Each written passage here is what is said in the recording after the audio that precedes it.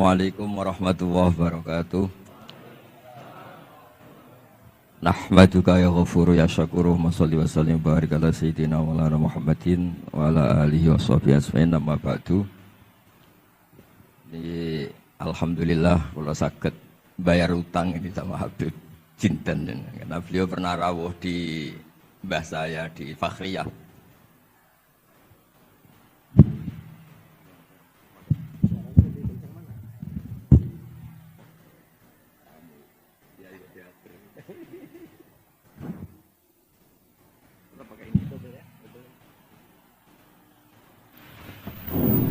Cukup.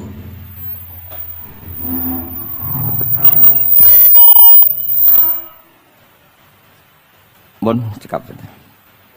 Terus dulu 3 tahun yang lalu kalau nggak salah beliau rawuh di Pondok Fakhriyah, itu milik mbahnya Ki Hamid Pasuruan, juga masih mbah saya Ki Abdullah bin Umar.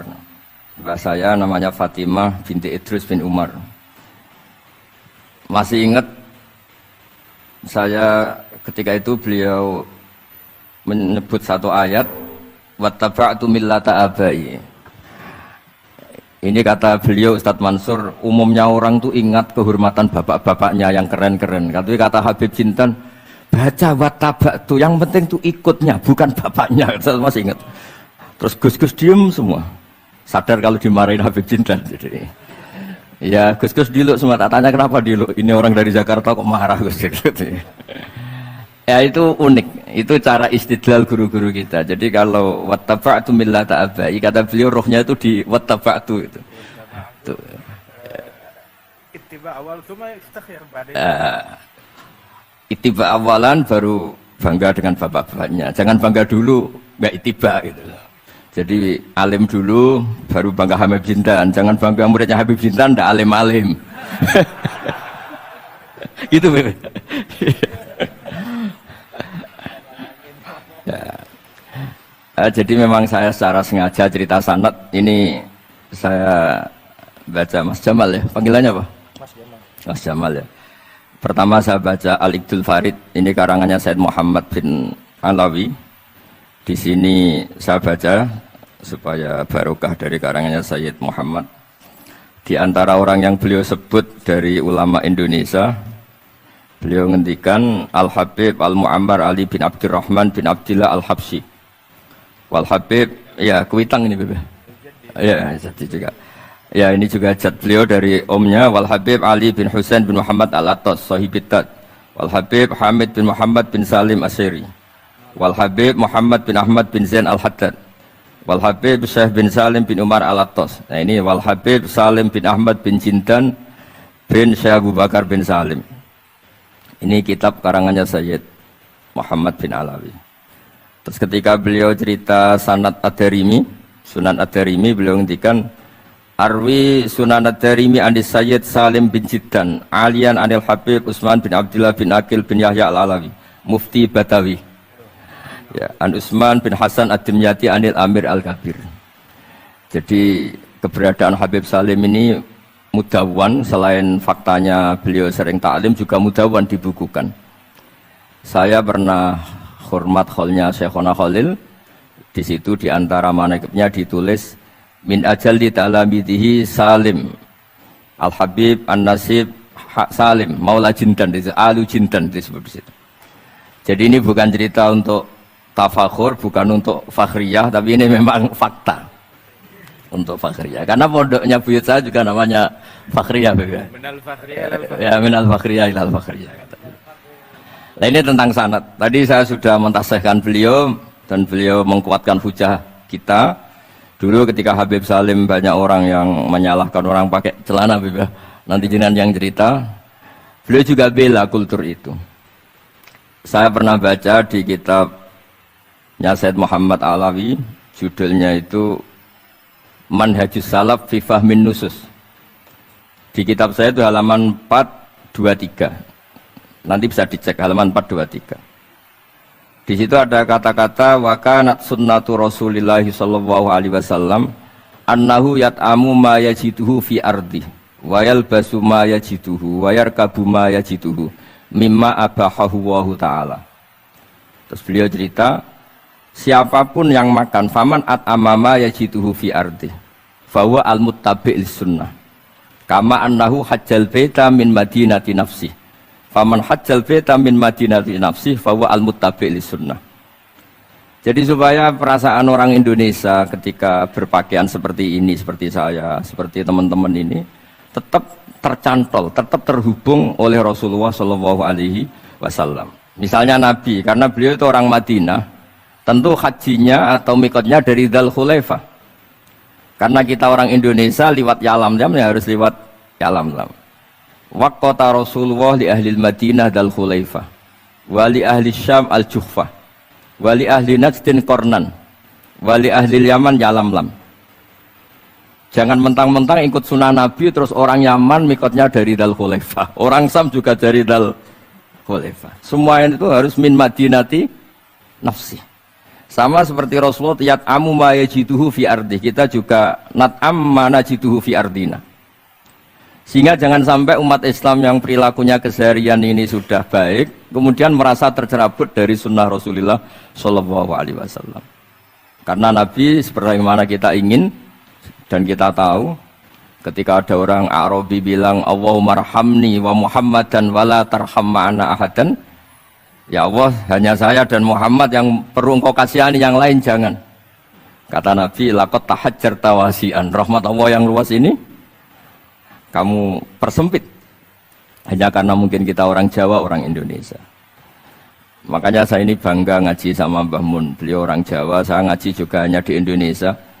Tapi guyonannya Mbah Mun dulu itu lucu. Wong koyok kon tuh kayak orang Jawa, kayak kamu itu mesti ada yang alim. Karena Islam ini kafatal linnas. Makanya yang ahli nahwu itu Imam Sibawayh, padahal beliau Persia. Imam Ghazali juga bukan orang Arab, tapi alim hujatul Islam. Karena Allah ingin memaklumatkan bahwa agama ini kafatal linnas. Bukan milik orang Arab saja, bukan milik siapa saja, tapi kafatal linnas. Makanya kita harus bangga dengan tradisi para habaib. Ada Rauhah Bukhari. Bukhari itu kita tahu namanya itu Muhammad bin Ismail bin Ibrahim bin Mughirah. Setelah itu sudah namanya bin Bardasbah. Maula al-Ju'fi ini, Bardasbah itu orang yang dulu diislamkan keluarga al-Ju'fi. Itu Mbah Mun kalau guyon itu Bardasbah cara Jawa mbok parmen mbok parlan. Tapi nyatanya dia putu alim alamah namanya Imam Bukhari. Artinya kita tentu sepakat, sangat-sangat sepakat, sangat menghormati orang-orang yang arfa'u minna nasaban kayak para habib. Tapi para habib juga mau ngakui kayak pakai Bukhari as-Sahihul Kutub ada kitab Bilal Bukhari. Sehingga memang nggak pernah ada masalah secara sanad, secara tradisi. Di kitabnya Said Muhammad ini ada sanad dari ulama India yang orangnya juga macam-macam dari marga macam-macam.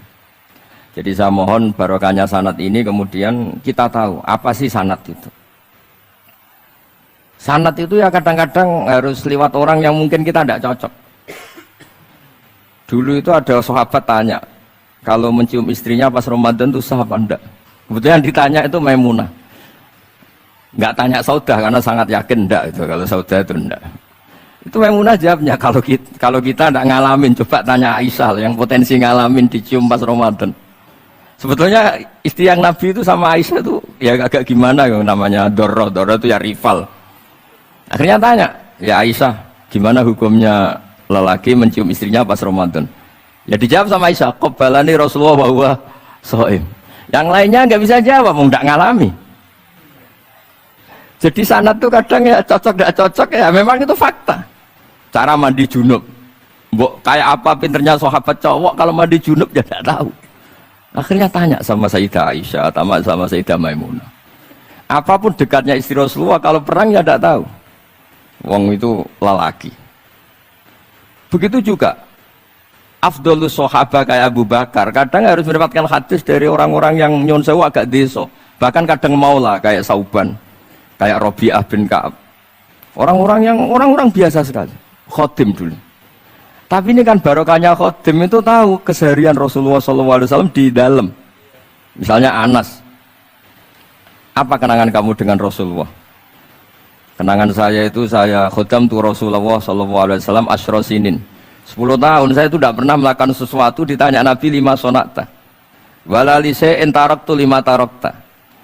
Sehingga kalau saya pas baik itu ya gak berani tanya anak dalam saya, ngapain kamu? Dan sama aneh pinter anut sunnah Rasulullah Sallallahu Alaihi Wasallam. Akhirnya kan dalam keluarga saya naik beb kemermuran buruk, nggak tahu ditakoi. Jadi hal-hal seperti ini itu keseharian yang harus kita suka. Di antaranya lagi, inna min khiyari ummati fima nabba'ani al-malul a'la kauman yathakuna jahron. Di antara nanti umat pilihanku adalah orang-orang kalau tertawa itu keras sekali. Kauman yathakuna jahron. Itu dulu juga, padahal ada riwayat kasratud dhahki tumitul qalba. Banyak tertawa itu bisa mematikan hati. Tapi ini juga dilawan, kalau banyak cemberut bisa frustasi. Sehingga di ilmu ini ceritakan nanti di tasnya Habib Jintan. Semoga nasinya bener, saya tamu pasti dihormati. Nggak penting bener ndak itu nggak penting. Yang penting tamu itu dihormati. Ya kebetulan saya ini tadi kan hormat mbah saya, masih mbah saya Mbah Mutamakin di Hajan. Terus pagi tadi hormat buka luwur di Sunan Kudus. Jam 7 saya tadi di Kudus. Ya, akhirnya sama teman-teman difasilitasi, disuruh naik pesawat tadi jam 11 tadi. Tapi saya tidak capek karena memang saya senang cerita sanad. Tapi yang lucu-lucu saja, nanti yang serius jangan saya, yang lucu-lucu saja. Biar lucu sampean tuh tidak ngawur, tapi ada sanadnya. Ada seorang mufassir yang bilang ketika nafsiri wa annahu wa adhaka wa abka. Allah itu zat yang memberi kamu tertawa.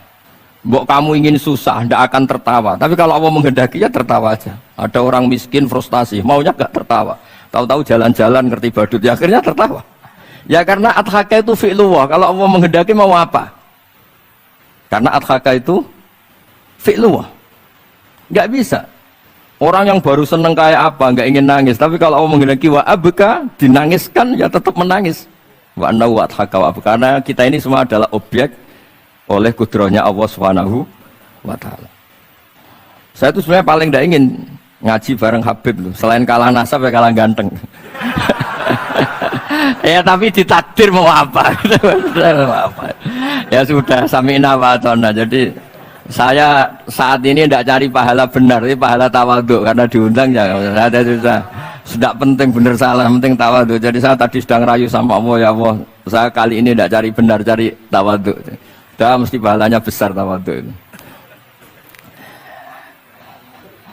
Jadi supaya Islam ini gampang ya. Saya pernah cerita ke kiai yang khusyuk. Kalau sholat lama sekali, tak cerita ini hadis. Nabi itu gak pernah menegur orang yang sholat cepat. Yang ada itu sanad negur sholat lama. Terus tak cerita ini hadisnya Mu'ad, tertawa-tawa deh. Gus kamu itu raan kok masih punya dalil. Saya punya sanad. Ada nggak sanad Nabi negur orang yang baca surat pendek? Nggak ada. Yang ada itu yang baca surat panjang. Nanti bisa direvisi sama Habib Jitin kalau nggak cocok. Tapi ini yang rileks saja. Karena potongan Islam Jawa ini kalau tidak berat nggak akan kuat. Jadi ya sudah. Inna minkum munafirin katanya Nabi. Sholat yang terlalu lama itu munafir kata Nabi. Afattanun anta ya Mu'ad. Kamu bikin umat ini nggak nyaman karena kalau kamu jadi imam itu lama sekali. Ini alhamdulillah betul. Hadis ini harus kita hafal betul loh. Nah, supaya Islam ini meskipun pilihan-pilihan keseharian itu ada sanad, itu saja kepentingan saya. Yat'amu ma yajiduhu fi ardi wa yalbasu ma yajidu wa yarkabu ma yajidu. Saya sering beb di tahun desa-desa Gus, anak kula tahnik cethaki Gus, tapi mboten enten kurma, nganggo degan ae. Lho Gus dari kiai-kiai ku kurma. Kurma itu halawiyat, ya degan juga termasuk halawiyat. Ya sudah. Kalau kamu ingin sunnah Rasul, Nabi gak pernah sholat di Indonesia, berarti kalau kamu sholat ke Mekah dulu kata.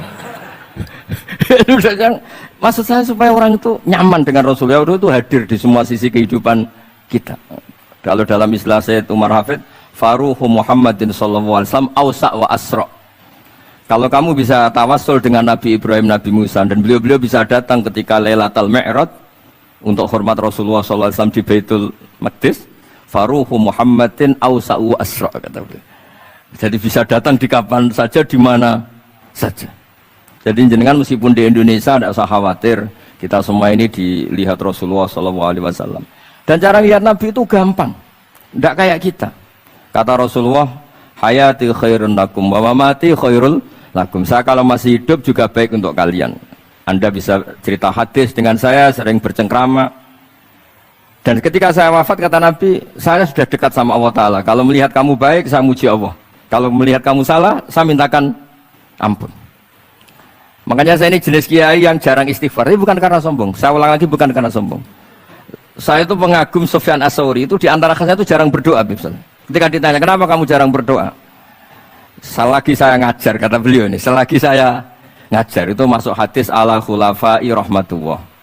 Waman khulafau kaya Rasulullah alladzina yuhyuna ma amatun nas min sunnati. Jadi kalau saya baca Bukhari, otomatis dapat doanya Nabi ala khulafai rahmatullah. Timbang kamu doakan nangis-nangis gak jelas mandinya, mendingan mulang gitu. Terus kedua, doa hamalatil arsy. Alladzina yahmiluna al-arsya wa man hawlahu yusabbihuna bihamdi rabbihim wa yu'minuna bi wa yastaghfiruna. Kita semua sudah diistighfari sama malaikat hamalatul arsy. Rasulullah juga wastaghfir li dzambika walil mu'minina wal mu'minat. Fastighfaru Rasulillah qad kafana wa fawqal kifayah, kata beliau. Artinya gini, kalau kangkang jarang istighfar jangan karena sombong, manfaatkan fasilitas ini gitu. Jadi semua itu jangan sampai kita ada istighfar karena jafatul qalb, karena qaswatul qalb. Enak lah kalau ada fasilitas gitu, ada fasilitas. Itu kalau saya pidato di depan Gus-gus. Kalau di depan HP Mbak berani, di depan Gus-gus. Itu ada yang setengah beling, setengah ada alim, ada yang alim. Terus yang beling-beling pesan sama saya, Gus tolong bela kami, maksudnya. Ya kadang-kadang mubalek kan order, pesenan itu. Terus tak bacain ayat, walladzina amanu wattaba'athum dzurriyyatuhum biimanin alhaqna bihim dzurriyyatahum wama alasnahum min amalihim min syai'. Orang aba-abanya iman, anaknya iman itu nanti surganya disertakan mbahnya, meskipun kelas amalnya ada sama. Jadi mbah-mbahnya alim alama, anaknya yang tidak alim nanti surganya sama-sama yang alim. Kenapa sih kalau ada fasilitas gak dipakai? Pakai aja, gak apa-apa kan. Yang alim yang komplain. Sudah kamu yang alim dihormati, dicucup, salami template, yang ikhlas saja, tidak usah protes, kata saya gitu. Artinya saya inginlah keseharian kita yang awam, yang apa itu harus cari backupan hadis. Supaya semua keseharian kita itu ada apa? Sanad. Misalnya sampean kalau malam itu nggak bisa tidur, tahajud ndak, witir ndak, ya mutolaah ndak. Tapi lihatlah itu sebagai tarkul ma'asi. Apa tarkul ma'asi? Alhamdulillah, malam ini saya ndak zina, ndak maling, ndak dugem. Coba kalau kamu malam-malam di kamar, itu namanya apa? Ndak tahajud, ndak witir kan? Tapi kamu harus syukur karena itu tarku zina, tarku sarikoh, tarku kada wa kada. Supaya kamu tetap syukur sama Allah Ta'ala. Ithmamin mubahin ila wa yatahaqqaqu bihi tarku haramimma. Setiap mubah yang kita lakukan pasti di saat itu ada haram yang kita tinggalkan. Makanya dulu banyak orang-orang soleh yang semalaman tuh guyon tok. Guyon sampai pagi. Bukan karena ingin urakan, enggak. Karena mengalahkan setan. Malam itu godaan mungkin ingin ngintip siapa itu masih kuat sekali. Ingin nonton siapa itu kuat sekali. Terus setan dilawan dengan guyon. Ternyata setelah guyon tuh asik, tahu-tahu pagi dandutannya selesai. Oh itu setan bisa setruk melawan orang alim seperti ini. Karena nilainya tarkul masih. Meskipun dengan cara guyon, karena kalau yang cara wiridan itu calon wali, kalau yang nggak calon wali ya pokoknya tarkul maksiat. Maksud saya supaya harian kamu yang biasa-biasa saya ini menjadi luar biasa karena ada sanad. Ada apa? Ada sanad. Makanya dulu ulama-ulama itu kalau ngelawan setan itu pakai faroh, pakai seneng. Karena setan itu paling seneng kalau melihat orang mukmin susah. Kalau susah terus ngersulo, kalau ngersulo gugat kodok qadar. Disebut innaman najwa minasyaiton liyahzunal ladzina amanu. Jadi setan itu targetnya supaya orang mukmin itu resah. Kalau resah gugat. Pertama gugat orang tua. Ngapain sih jadi anaknya orang miskin? Jadi susah kita kan. Kalau yang nggak mulia ngapain jadiannya parman? Kalau saya Habib kan langsung mulia. Kalau Gus kan langsung mulia. Gugat orang tua. Gugat sana, gugat sini. Tapi kalau kamu sudah seneng, wajah pesek, welek, keriting, sawan ngerah karuan. Kan nak gugat siapa-siapa? Ya sudah yang kebaik kul bifadlillah birahmati fabidzalika falyafrahu. Jadi saya ingin semua itu senang bifadlillah birahmati, yang rileks, yang Saya ini kalau nuruti capek-capek. Tadi malam saya di Mbah Mutamakin, tadi pagi hormat Sunan Kudus. Terus tadi naik pesawat, datang mandi langsung hormat. Kalau itu dihitung capek, capek. Tapi kalau dihitung senang ketemu Habib Jintan, ketemu jenengan, kesempatan seperti ini nggak gampang. Ya sudah selesai. Makanya ini latihan ya, latihan terus. Saya ulang lagi apa, latihan terus supaya Islam itu ada di semua sisi hidup kita. Tuh, saya pernah cerita, sering cerita di mana-mana itu. Ada wali itu istrinya cerewetnya bukan main. Wah itu semua muridnya sudah tak biayai kamu cerai, nanti tak ganti istri yang lebih baik lebih. Nggak mau nyerah alasannya apa? Ini wanita bahaya sekali. Kalau sampai dinikah orang lain, kasihan orang lain dapat musibahnya. Biar saya aja yang ngalami, kata wali itu. Jadi dia ada ingin, makanya ada juga kiai di santri buling di rumah teh. Santri ini nak pindah pondok, ngerusak pondok uang, mendingan pondok kuai. Jadi di handle. Terus sekarang apa? Di handle daripada ngerusak pondok orang lain, mendingan pondok saya. Jadi cerita-cerita seperti ini harus kita kaji, supaya semuanya itu pakai sanad ilmu. Sama lihat di kitab Ihya itu, ada bab-bab di Ajaibul Qalb. Apa di bab apa Ajaibul? Di situ kayak apa Imam Ghazali memerankan orang-orang pilihan Allah yang menjadi gampang melihat keseharian. Misalnya gini, misalnya Islam zaman akhir kan katanya tantangannya banyak. Coba kalau baca ayat wa ya'ballahu illa yutimma nurah wallahu mutimmu nurih. Agama ini milik Allah, diurus oleh Allah Ta'ala. Islam ke Indonesia itu enggak ditunggoni Nabi. Nabi sudah intaqala ila rafiqil a'la. Kadang di kampung-kampung di Islam nomodin. Ya jalan karena ini agama Allah. Kita ditinggal-tinggal orang yang lebih baik ketimbang kita. Islam kita tunggui. Ya jalan, memang ini agama Allah yang ngurus Allah. Kamu tidak usah khawatir. Jadi seneng kita bukan karena dablek, karena yakin jaminan Allah Subhanahu wa Ta'ala. Jangan sampai kamu itu seneng karena dablek, karena arogan, jangan. Karena bidomanillah, yakin bidomanillah wa bikafalatillah. Seperti senangnya Sayyid Abdul Muttalib. Ketika Ka'bah mau dirubuhkan Abraha, ada penyerangan Abraha. Ini yang Mbah Mun sering cerita ini. Wah itu semuanya kalah. Terus takok, man sayyidu hadhil wadi? Siapa tuan di sini? Abdul Muttalib. Abdul Muttalib itu datang dengan wibawanya yang luar biasa. Abraha itu sampai bingung dia. Kalau duduk di singgasana dia disalahkan orang banyak. Karena raja kok duduk berdua sama orang yang tidak raja. Kalau Abdul Muttalib di bawah, dia nggak punya nyali karena ada haibahnya Sayyid Abdul Muttalib. Oh, oleh takdim luar biasa. Setelah itu tanya, apa keinginan kamu? Saya tidak ingin perang, saya hanya ingin merobohkan Ka'bah. Ternyata Sayyid Abdul Muttalib jawabnya apa? Unta saya yang 100 lo kembalikan dulu, tidak usah cerita Ka'bah. Kagetnya bukan main Abraha. Kamu ini pemimpin yang nggak benar. Ka'bah itu dinu kawadinu abaik, itu kan agama kamu. Mau saya robohkan kamu malah bicara onta. Ini kamu itu pemimpin model apa? Jadi saya nyesal hormat kamu. Ternyata kamu mental kamu hanya mikir apa? Onta. Tapi jamnya Abdul Muttalib itu unik. Inna lihadal bait rabban hamaluk. Onta itu milik saya, kembalikan dulu. Kalau Ka'bah itu milik Allah, nanti diurus yang punya. jadi dibalik seenaknya itu ada tauhid yang luar biasa. Makanya saya termasuk kiai yang nggak susah kalau mau mati. Kalau mau mati, mati aja. Saya udah mikir kalau setelah saya ini agama gimana ya, gak gimana mana agamanya Allah Ta'ala. Jadi dibalik ya secara lahir kan seenaknya. Ternyata innal hadal bait rabbana hamahu. Kabeh itu ada yang punya, nanti biar diurus yang punya. Nah maksud saya kalau jenengan ini kan insya Allah dablek semua. Kawin ya nggak mikir istri saya nanti makan apa, ya kan? Masa depan kamu ya tidak dipikirkan, warisan nggak punya apa-apa, nggak punya ya sudahlah. Bukan karena dabdeb, karena tawak. Itu saja pokoknya saya ingin ngomong, pokoknya perilaku Anda keseharian itu jadi energi to'at, ya. Perilaku keseharian Anda ini jadi energi apa? Itu saja. Barokahnya kamu ngaji napa sanad. Itu dulu ada ulama miskin sekali. Itu tiap pagi datang ke gunung paling tinggi, terus dia duduk itu agak-agak angkuh itu. Siapa yang lebih raja ketimbang saya? Terus ditanya, kamu tidak raja kok merasa? Ukuran raja itu tidak ada yang berani nyurus. Di sini juga tidak ada yang berani nyurus saya. Lu itu sudah bisa syukur sampai mati. Karena sekali dia kumpul orang, lihat orang naik Alphard ngeluh, lihat orang punya istri cantik ngenes, lihat apa ngenes daripada gitu naik ke gunung. Siapa yang bisa menandingi keladatan saya dalam hidup ini? Ana ma'allah wabillah ngomel-ngomel sendiri. Tapi itu cara dia syukur. Cara dia apa? Syukur. Dan akhirnya betul dia punya sanad.